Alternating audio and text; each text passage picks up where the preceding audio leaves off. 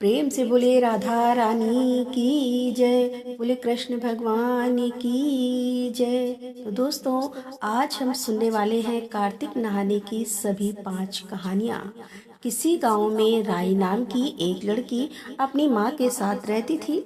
राई देखने में बहुत ही सुंदर थी, सुशील थी, पूजा पाठ बहुत करती थी, परंतु वह संस्कारी लड़की थी। राई भगवान कृष्ण की परम भक्त थी।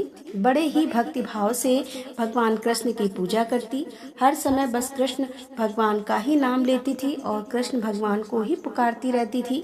कृष्ण भगवान को वह दामोदर कहकर बुलाती थी। एक बार भगवान कृष्ण ने सोचा कि यह लड़की तो मेरी बहुत पूजा पाठ करती है, परंतु सेवा करती है, क्यों ना मैं इसकी परीक्षा लूं। तो भगवान कृष्ण उसकी परीक्षा लेने के लिए बांसुरी बेचने वाले का भेष बनाकर आए और गली गली में आवाज लगाने लगे, बांसुरी ले लो, बांसुरी ले लो। अब जैसे ही वह राई की गली में निकलने लगे तो राई अपनी माँ से कहने लगी, माँ मुझे भी बांसुरी खरीदनी है।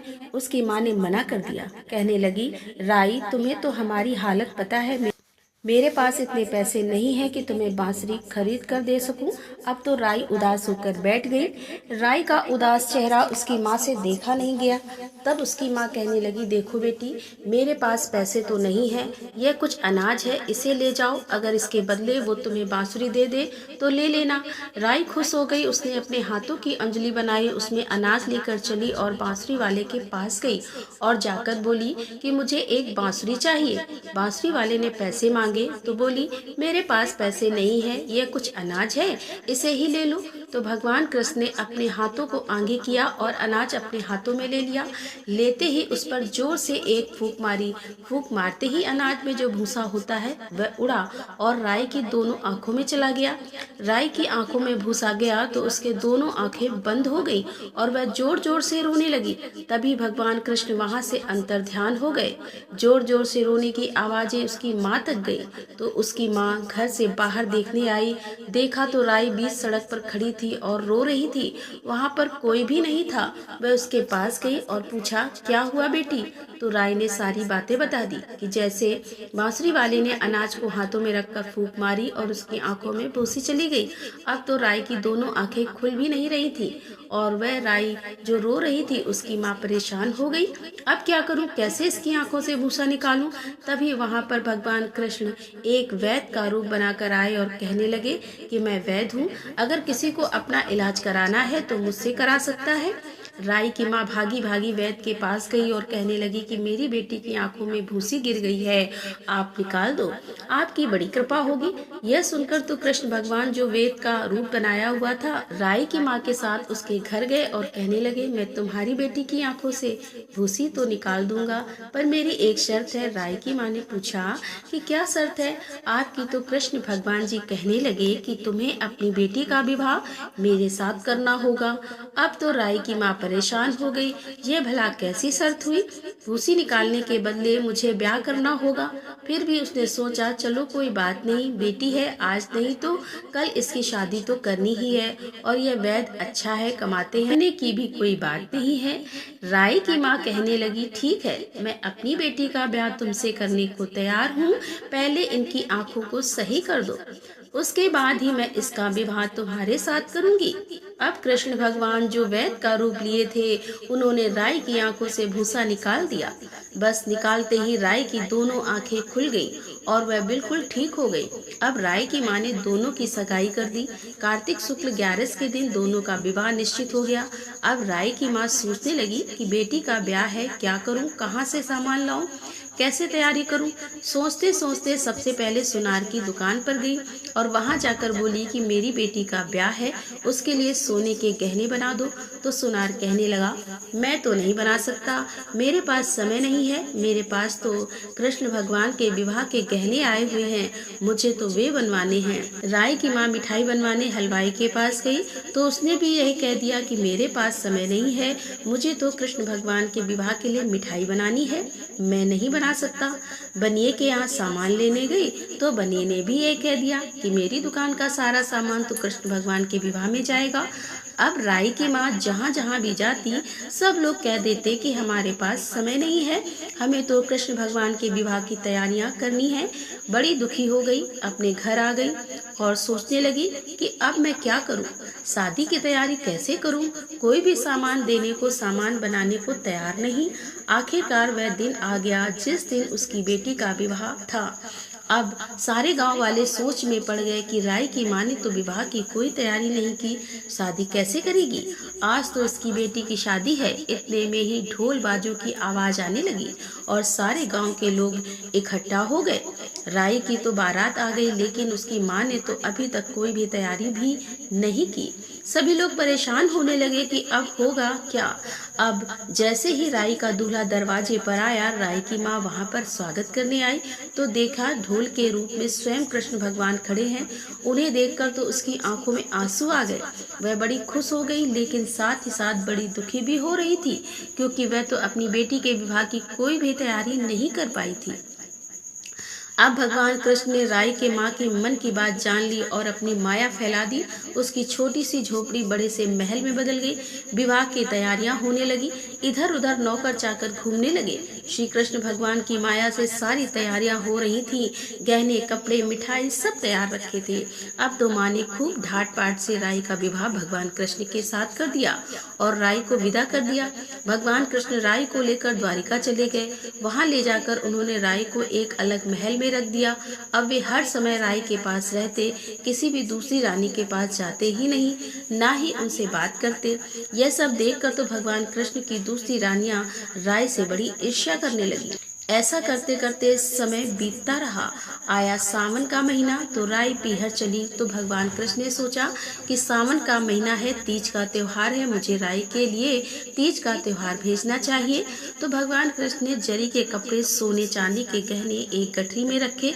2 हंसों को बुलाया और गठरी उन्हें देते हुए कहा कि यह गठरी तुम्हें राई के पास पहुंचानी है। सीधा राई के पास जाना, बीच में कहीं भी रुकना मत। राई अपने पीहर गई हुई है तो हंस कहने लगे, ठीक है, हे भगवान, हम राई को दे आएंगे। आज्ञा लेकर हंस तो चल पड़े। अब श्री कृष्ण भगवान की अन्य रानियां राधा, रुक्मणी को जब इस बात का पता चला कृष्ण भगवान तो राई के लिए सामान भेज रहे हैं, तो उन्हें बड़ा बुरा लगा। उन्होंने हंसों को रास्ते में ही रोक लिया, अपने महल में बुलाया और कहने लगी, तुम कहाँ जा रहे हो। तब हंसों ने सारी बात बता दी कि हम तो राई के घर जा रहे हैं, भगवान कृष्ण ने सामान भेजा है। तो रानियां कहने लगी, तुम तो बड़ी दूर जा रहे हो, उड़ते उड़ते थक जाओगे। ऐसा करो, थोड़ी देर यहाँ रुको, आराम कर लो, थोड़ी मोती चुग लो। अब मोती देखते ही देखते हंसों को लालच आ गया। वे वहीं पर रुक गए, मोती चुगने लगे। अब रानियों ने पीछे से सारा सामान बदल दिया। गठरी के अंदर फटे पुराने कपड़े रख दिए और बहुत सारे कांटे भर दिए और वह गठरी हंसों को दे दी। हंस सामान लेकर राई के पास गए। सामान देखकर राई तो बड़ी खुश हुई, कहने लगी कि भगवान जी ने तो मेरे लिए उपहार भेजा है।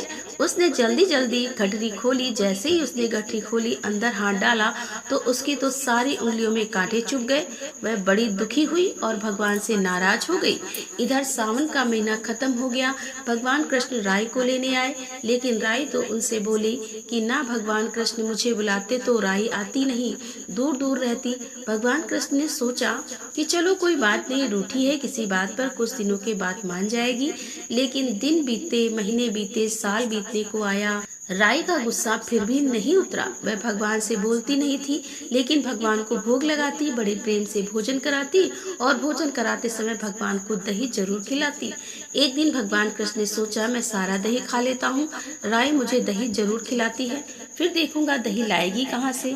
तो भगवान कृष्ण ने राई के भोग लगाने से पहले ही सारा दही खा लिया। सुबह सुबह जब राई भगवान को भोग लगाने लगी तो देखा दही नहीं है। उसने सोचा, अब भगवान को भोग कैसे लगाऊं। एक गुजरी का भेष बनाकर आए और दही बेचने लगे, आवाज लगाने लगे, दही ले लो, दही ले लो। अब राई को दही चाहिए था।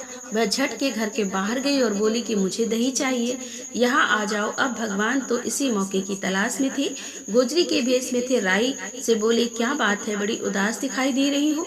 तो राई कहने लगी, कोई भी बात नहीं है, तुम मुझे दही दो और अपना काम करो।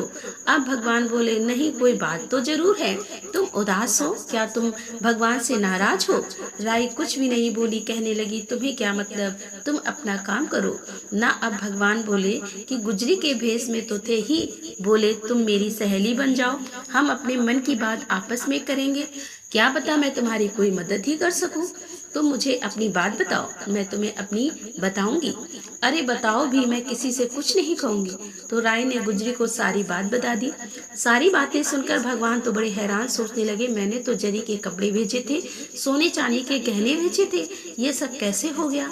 अब भगवान अपने असली रूप में आ गए और पूछने लगे कि मैंने तो सोने के गहने भेजे थे, जरी के कपड़े भेजे थे, तुम्हारे लिए फटे पुराने कपड़े और कांटे नहीं भेजे थे। तो राई कहने लगी, मुझे नहीं पता, मेरे साथ जो हुआ मैंने सब बता दिया। अब भगवान ने हंसों को बुलाया और पूछा कि क्या तुम रास्ते में कहीं रुके थे? तो हंस कहने लगे, नहीं जी, हम तो कहीं भी नहीं रुके थे। फिर हंसों ने कहा, हम जाते जाते राधा रुक्मणी जी के महल में रुके थे मोती चुगने के लिए, और इसके बाद हम कहीं नहीं रुके। तो भगवान कृष्ण ने अपनी रानियां बुलाई और कहने लगे कि आप सबने ऐसा क्यों किया? जो मैंने गहने कपड़े भेजे थे वह आपने बदल क्यों दिए? तो रानियां कहने लगी, हम ऐसा ना करते तो क्या करते? जब से राई आई है, ना आप हमसे बोलते हैं, ना हमारे महल में आते हैं, इसीलिए हमें यह सब करना पड़ा। राई सावन में अपने पीहर चली गई तो भी आपको उसी की चिंता सता रही थी। आपने हमसे तो पूछा तक नहीं, आखिर हमसे ऐसी क्या गलती हो गई जो आपने हमें बिसरा दिया? तो भगवान बोले कि हमने आपको नहीं बिसरा, लेकिन जो हमें प्रेम से बुलाता है हमें वहाँ तो जाना ही पड़ता है। आप हमें प्रेम से बुलाते तो हम आपके पास भी आते। तो रानियां बोली, हमें नहीं पता, हमें भी आपका साथ चाहिए, हमें भी आपको भोग लगाना है, आपकी सेवा करनी है। तो भगवान बोले, ठीक है, मैं कार्तिक का महीना राई को दूंगा, 5 दिन राधा रुक्मणी को दूंगा, 11 दिन सत्यभामा जी को दूंगा। और इस तरह भगवान कृष्ण ने अपनी सभी रानियों को मना लिया। तभी से कहा जाता है कि कार्तिक के महीने में राधा दामोदर की कहानी सुननी चाहिए। जो भी ऐसा करता है उसे अपने पति का खूब मान, सम्मान और प्रेम प्राप्त होता है। बोले राई दामोदर भगवान की जय। अब सुनते हैं पतवारी माता की कहानी। बहुत समय पहले की बात है। एक गांव में एक बुढ़िया माई रहती थी। बुढ़िया माई का बेटा तो बाहर कमाने गया था, घर पर बहू के साथ रहती थी। उसकी बहू बेचारी बहुत सीधी सादी थी। बुढ़िया माई दूध दही बेचने का काम करती थी। एक दिन बुढ़िया माई बहू से कहने लगी कि बहू, कल से दूध दही बेचने तू जाया कर, अब मुझसे चला नहीं जाता। अब बहू बेचारी तो बहुत डर गई। सीधी सादी थी, दूध दही उसे बेचना आता नहीं था। फिर भी सासू जी ने कहा तो, और अब वह दूध दही लेकर बेचने को चली। अभी थोड़ी ही दूर चली थी कि उसने देखा कि कुछ औरतें पीपल पतवारी के पास बैठी हैं और कुछ पूजा पाठ से कर रही हैं, पीपल पतवारी सींच रही हैं। उन्हें देखकर बहू पूछने लगी, ये तुम क्या कर रही हो? तब औरतें बोली कि कार्तिक का महीना है, हम पीपल पतवारी सींच रही हैं। तो उसने पूछा, इससे क्या होता है? तो वह कहने लगी, इससे घर में अन्न धन के भंडार लग जाते हैं, जो भी मनोकामना होती है वो पूरी हो जाती है। जिसे संतान ना हो संतान मिलती है, जिसके घर में धन ना हो धन होता है। तब बहू कहने लगी, ऐसी बात है तो तुम पानी से सींचती हो, मैं तो रोज दूध से सींचूंगी। अब तो बहू रोजाना घर से दूध दही लेकर निकलती, लेकिन बेचने नहीं जाती। दूध पीपल में, दही और पतवारी में सींच देती। घर जाकर सास दूध दही का दाम मांगती तो कह देती, सासू जी महीना पूरा हो जाएगा तब दूंगी। करते करते कार्तिक का महीना पूरा हो गया।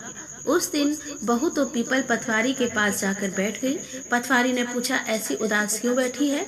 तो कहने लगी, पूरा महीना बीत गया है, अब सासू जी दूध दही का दाम मांगेंगी, अब मैं क्या करूंगी?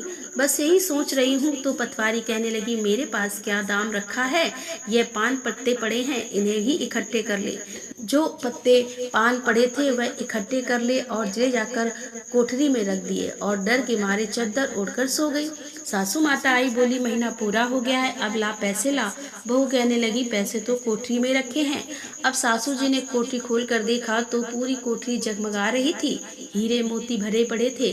अब सासू जी ने बहू को बुलाया, बहू ये सब क्या है? अब बहू ने सोचा कि अब तो सासू जी की डांट पड़ेगी।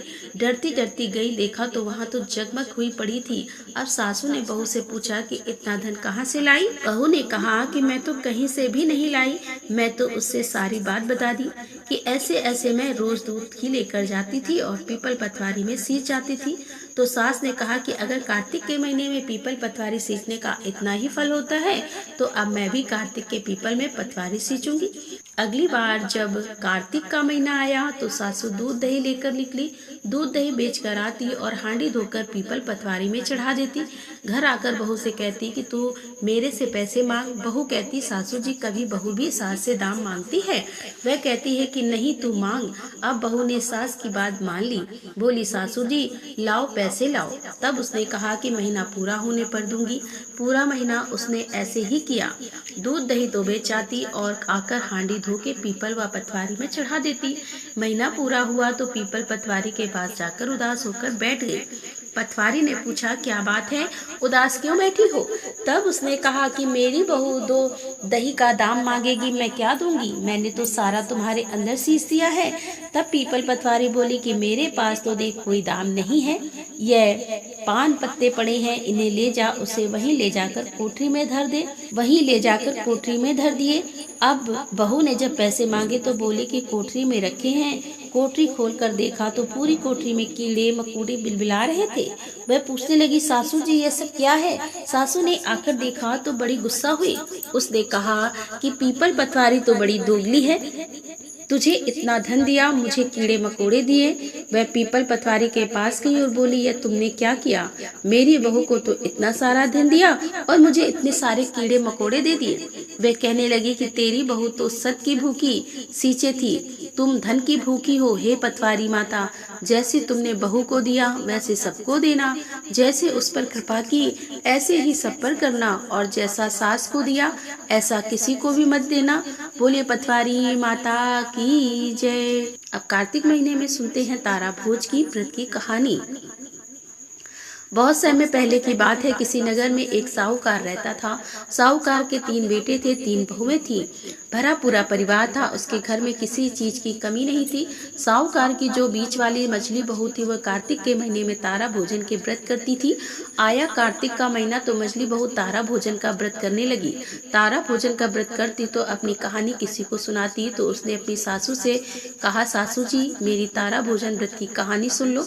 तो सासू जी कहने लगी, ना तो मैं तेरी कहानी सुन सकती हूँ, मुझे तो अपनी पूजा पाठ करनी है, बहुत काम है, मंदिर भी जाना है। उसने अपनी जेठानी से कहा, जेठानी आप मेरे तारा भोजन की व्रत की कहानी सुन लो। तो जेठानी ने मना कर दिया। कहने लगी, भाई मुझे तो बहुत काम है, खाना बनाना है। तो वह वहाँ से देवरानी के पास गई। उसने भी देवरानी से कहा कि मेरी कहानी सुन लो। तो देवरानी भी बहाना बनाकर टाल दिया और कहानी नहीं सुनी। अब वह अपनी ननद के पास गई और ननद से बोली कि ननद जी आप मेरी तारा भोजन व्रत की कहानी सुन लो। तो ननद ने भी मना कर दिया कि ना, मैं तेरी कहानी कहाँ से सुन लूं, मेरे तो ससुराल से बुलावा आ गया है, मुझे तो जाने की तैयारी करनी है। अब बहू बेचारी बड़े परेशान हुई। तब अपने व्रत की कहानी नहीं कहेगी, उसका तो व्रत अधूरा रह जाएगा। वह भोजन भी नहीं कर सकती, अपने व्रत का पारण भी नहीं कर सकती। तो वह अपने पति के पास गई और जाकर बोली कि आप मेरे तारा भोजन व्रत की कहानी सुन लो। लेकिन उसके पति ने भी मना कर दिया और कहने लगा, ना भाई मुझे तो बहुत काम है, मुझे अपना सारी दुकान देखनी है, सारा काम काज देखना है। मैं तेरी कथा कहानी सुनने बैठ गया तो मेरे काम कौन करेगा। अब तो मैं बहुत निराश हुई और अपने घर से निकली। उसने सोचा कि देखो बाहर कोई मिल जाए मेरी कहानी सुनने वाला। तो वह चलती गई और तालाब पर पहुंच गई। वहां जाकर देखा तो पड़ोसन पानी भर रही थी। तो उसने पड़ोसन से कहा कि तुम मेरी तारा भोजन की कहानी सुन लोगी। तो क्या पड़ोसन कहने लगी कि तारा भोजन की कहानी सुनने से क्या होता है। तो वह बोली कि तारा भोजन व्रत की कहानी सुनने से भगवान की कृपा से सभी मनोकामनाएं पूरी हो जाती हैं, सारी सुख सुविधाएं मिलती हैं, भगवान की भक्ति मिलती है। तो पड़ोसन तैयार हो गई। ठीक है, तू अपनी तारा भोजन व्रत की कहानी मुझे सुना दे। बहू ने कहानी सुना दी तो कहने लगी कि आज तो तुमने सुन ली, कल को मेरी कहानी कौन सुनेगा। तो पड़ोसन कहने लगी, मैं तो रोज इसी समय यहाँ पर पानी भरने आती हूँ, तुम कल भी आ जाना, कल भी मुझे कहानी कह देना, सुना देना। अब बहू ने उसकी बात मान ली। अब अगले दिन से रोजाना तालाब पर जाती, पड़ोसन को कहानी सुनाकर घर आ जाती। करते करते पूरा कार्तिक का महीना बीत गया। जब कार्तिक का महीना समाप्त होने को आया तो कार्तिक पूर्णिमा पर उसने अपने व्रत का उद्यापन किया। उसने अपना व्रत पूरी श्रद्धा से किया था। तो स्वर्ग से उसके लिए विमान आया। अब बहू विमान में बैठकर स्वर्ग को जाने लगी। तो सासू माता भागी भागी आई और बोली कि बहू मुझे भी अपने साथ ले चलो। तब बहू ने मना कर दिया, माँ जी आपको अपने साथ कैसे ले जाऊं? आपको तो बहुत काम है, पूजा पाठ करनी है, मंदिर जाना है। नाना मैं आपको अपने साथ नहीं ले जा सकती। अब जेठानी भी दौड़ी दौड़ी आई और बोली कि मुझे ले चलो। तो बहू ने मना कर दिया कि आप कैसे चलोगी, आपको कैसे ले जाऊं, आपको तो खाना बनाना है। देवरानी आई तो बहू ने उसको भी मना कर दिया। ननद रानी वो कहने लगी कि आपको तो अपने ससुराल नहीं जाना, आपको कैसे ले जाऊं, मैं आपको नहीं ले जा सकती। अब उसके पति देव आए और बोले कि मुझे तो ले चलो अपने साथ। तो बोली कि नहीं, आपको तो अपनी दुकानदारी देखनी है, सारा कामकाज देखना है। आप मेरे साथ चलोगे तो दुकानदारी कौन देखेगा? ना, मैं आपको नहीं ले जा सकती। अब पड़ोसन अपने दरवाजे पर खड़ी देख रही थी तो बहू पड़ोसन से कहने लगी कि तुम मेरे साथ चलो, तुमने पूरे महीने मेरी कहानी सुनी है, मेरा व्रत तुम्हारी वजह से ही पूर्ण हुआ है और तुम मेरे साथ चलो। अब पड़ोसन उसके साथ विमान में बैठ गई। विमान चल दिया। रास्ते में बहू को अपने ऊपर घमंड हो गया और वह सोचने लगी कि मैंने कार्तिक के पूरे महीने का व्रत किया तथा मैंने कथा कहानी कही, इसी कारण मुझे स्वर्ग का वास मिल रहा है। पड़ोसन ने तो कुछ भी नहीं किया, ये तो मेरे ही कारण, मेरे ही पुण्य के कारण स्वर्ग को जा रही है। उसे अभिमान हो गया तो मैं बहुत महान हूँ, मैंने तो बहुत बड़ा काम कर दिया। अभी बहू ये सारी बातें अपने मन में सोच ही रही थी कि भगवान ने उसे विमान से नीचे उतार दिया। तब वह पूछने लगी कि भगवान जी आपने मुझे विमान से नीचे क्यों उतार दिया? तो भगवान जी कहने लगे कि हमारा विमान तो कच्चे धागे से बना है, तुम्हें अपने ऊपर अभिमान हो गया है, तुम्हारे अभिमान के कारण तो हमारा विमान टूट जाएगा, इसीलिए हमने तुम्हें यहीं पर उतार दिया। तो वह हाथ जोड़कर रो रो कर भगवान से माफी मांगने लगी कि नहीं भगवान जी, मेरे से बहुत बड़ी गलती हो गई है और मैं आगे से ऐसा अभिमान कभी नहीं करूंगी। तब भगवान कहने लगे कि देखो, हम तुम्हें अभी तो अपने साथ नहीं ले जा सकते, अब तुम अगले 3 साल तक तारा भोजन की व्रत करना, पूरी श्रद्धा के साथ, पूरी भक्ति के साथ तारा भोजन के व्रत करोगी 3 साल तक, तभी तुम्हें दोबारा स्वर्ग का वास मिलेगा। अब बहू को तो अपनी गलती पर बहुत पछतावा हो रहा था। उसने भगवान से माफी मांगी, पड़ोसन स्वर्ग चली गई और बहू दोबारा से धरती पर आ गई। फिर उसने 3 साल तक कार्तिक का महीना आने पर तारा भोजन के व्रत के पूरी श्रद्धा के साथ व्रत किए, पूरी श्रद्धा के साथ भगवान की पूजा की, पूरे व्रत नियम निभाए, अपने किए की माफी मांगी। फिर 3 साल बाद जब कार्तिक का महीना समाप्त हुआ, बहू ने अपने व्रत का उद्यापन कर लिया तो फिर से विमान आया। इस बार बहू विमान में बैठकर स्वर्ग को गई। कार्तिक के ठाकुर हे राई दामोदर, तारा भोजन की इस कथा कहानी को कहने वाले, सुनने वाले सभी की मनोकामनाएं पूरी करना, सबके व्रत पूर्ण करना, सब पर अपनी कृपा दृष्टि बनाए रखना। बोले कार्तिक के भगवान की जय, विष्णु भगवान की जय, लक्ष्मी माता की जय। अब हम सुनेंगे कार्तिक स्नान की कहानी। किसी गांव में एक सास बहू रहती थी। सास का कार्तिक नहाने का नियम था। कार्तिक का महीना तो सास बहू ने कहने लगी, बहू कार्तिक का महीना शुरू होने वाला है, मैं रोज गंगा स्नान के लिए जाया करूंगी, सुबह सवेरे जल्दी उठूंगी। तो बहू का भी कार्तिक नहाने का मन हुआ तो वह अपनी सासू जी से कहने लगी, सासू जी आपके साथ साथ मैं भी कार्तिक नहाऊंगी। लौटते तो बहुत समय लग जाता है, बहुत हमें पूजा पाठ करनी होती है, तो ऐसे में घर का काम कौन करेगा? नहीं नहीं, तुम घर का काम करो और मैं कार्तिक स्नान करूंगी। अब बहू का तो कार्तिक नहाने का मन था, सासू जी ने मना कर दिया तो बहू को बहुत दुख हुआ। और कार्तिक का महीना तो सासू जी तो कार्तिक नहाने जाया करती। कार्तिक का महीना तो सासू जी तो कार्तिक नहाने 12 कोस गंगा जी पर चली गई और बहुत दुखी मन से वहीं पर घर में ही कार्तिक नहाने लगी। उसने कठिया में पानी डाला और हाथ जोड़कर बोली, मन चंगा तो कठौती में गंगा। बहू ने सच्चे मन से प्रार्थना की, इसीलिए गंगा देवी उसकी कठिया में आ गई। बहू ने गंगा जी को वहीं पर देखा तो बहुत प्रसन्न हुई। उसने वहीं पर कार्तिक का स्नान कर लिया।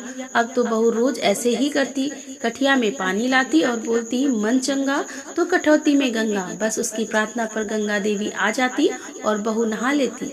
एक दिन की बात है, सासू जी कार्तिक नहाने जब गंगा के तट पर गई तो वहां नहाते नहाते उसकी नथ बह गई। घर में बहू नहाई तो उसकी कठिया में सासू जी की नथ आ गई। उसने निकाल कर रख ली। अब सासू जी नहाकर घर आई तो उदास होकर बैठ गई। बहू पूछने लगी, सासू जी क्या बात है, आज आप इतनी उदास क्यों बैठी हो? तब सासू जी कहने लगी, बहू आज तो मेरा बड़ा नुकसान हो गया। जब मैं नहाई तो मेरी नथ गंगा में बह गई। अब बहू ने नथ निकाली और सासू जी को देते हुए कहा, लो सासू जी, आपकी नथ मेरे हाथों में आ गई थी। सास कहने लगी, तेरे हाथों में कैसे आ गई? मेरी तो नथ गंगा में बह गई थी। तो बहू कहने लगी कि सासू जी आप तो 12 कोस जाती हैं, 12 कोस आती हैं। गंगा जी नहाकर मैं तो घर पर ही कठिया में पानी डालकर कहती हूँ मन चंगा तो कठौती में गंगा, और मेरी प्रार्थना पर गंगा देवी यहाँ पर आ जाती हैं। बस आज उसी में आपका नथ बहते बहते आ गई तो मैंने उठाकर रख ली। हे गंगा माता, जैसे आपने बहू की प्रार्थना सुनी ऐसी सबकी सुनना।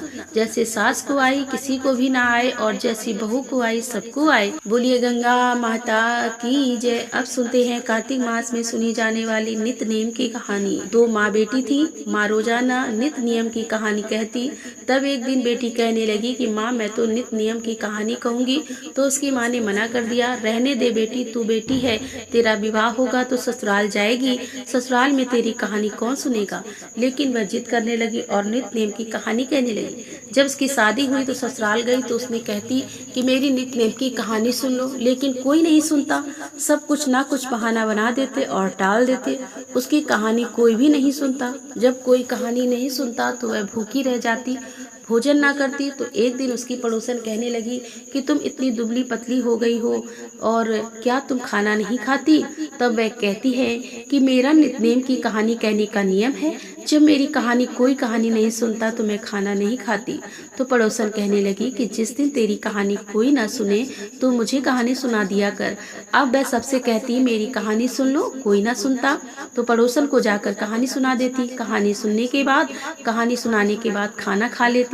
तो एक दिन उसकी ननद अपनी माँ से कहने लगी कि माँ, भाभी पड़ोसन के कहने पर खाना खा लेती है, हम कहते हैं तो खाना नहीं खाती।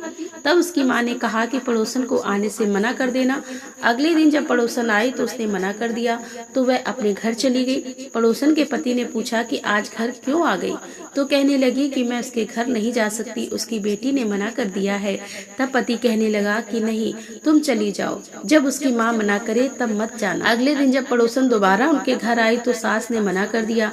अब पड़ोसन घर में नहीं आई तो बहू की कहानी किसी ने नहीं सुनी, वो भूखी रह गई। तब एक दिन ससुर पूछने लगे कि बहू कैसी हो? सास बोली कि बहू तो अच्छी है, घर का कामकाज पिशारा करती है, हमारी सेवा भी करती है, पर कुछ खाती पीती नहीं। तब ससुर कहने लगे कि बड़े घर की बेटी है, काम करने से थक जाती होगी, तुम उससे काम मत कराया करो। तब सास कहने लगी कि काम ना भी कराऊं तो भी खाना नहीं खाती। वह बहुत दिन तक भूखी रही तो धर्मराज का आसन डोलने लगा। धर्मराज ने पूछा कि नगरी में ऐसा कौन है जो भोजन नहीं करता है, उसे बुलाओ। स्वर्ग से विमान आया। विमान देखकर सास कहने लगी कि मैं भी चलूंगी। तो बहू कहने लगी कि नहीं माता जी, आपको तो बहुत काम है, मेरी कहानी सुनने का भी समय आपको नहीं है, आप मेरे साथ कैसे चलोगी? तो जेठानी बोली कि मुझे ले लो। तो बोली कि नहीं, आप कैसे चलोगी, आपको तो खाना बनाना है। ननद कहने लगी तो उससे बोली कि तुम कैसे चलोगी, तुम्हें तो गुड्डे गुड़िया से खेलना है। अब पड़ोसन बोली कि मुझे अपने साथ ले चलो। पड़ोसन से कहने लगी कि हाँ, तुम मेरे साथ चलो, तुम्ही ने मेरी रोज कहानी सुनी है। अब तो पड़ोसन के साथ जाकर विमान में बैठ गई। सब कहने लगे कि तुम तो बड़ी भाग्यवान हो, जीते जी स्वर्ग जा रही हो। मरकर तो सभी जाते हैं, नित नेम की कहानी का ही प्रभाव था कि वह जीते जी स्वर्ग को गई। बोले नितनेम बाबा की जय। राधे राधे। जय श्री कृष्णा। हर हर महादेव। जय भोलेनाथ की।